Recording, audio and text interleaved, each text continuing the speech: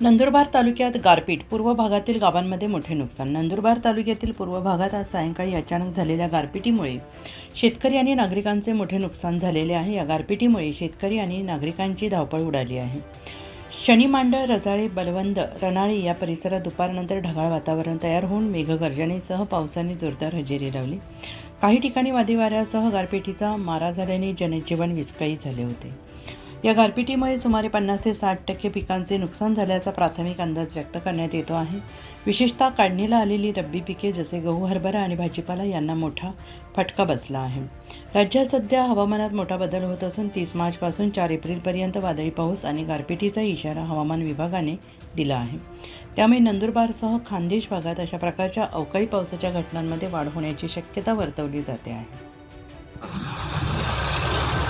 आज शनीमांडळ येथे 4 वाजेच्या दरम्यान अवकाळी पाऊस आणि जोरदार गारपीट झाली. या गारपिटीमध्ये शेतकऱ्यांचे लाखो रुपयांचे नुकसान झाले आहे. ऊस, कांदा, पपई आणि कांदा बियाणे, भुईमूग यांसारख्या पिकांचे मोठ्या प्रमाणात नुकसान झाले आहे.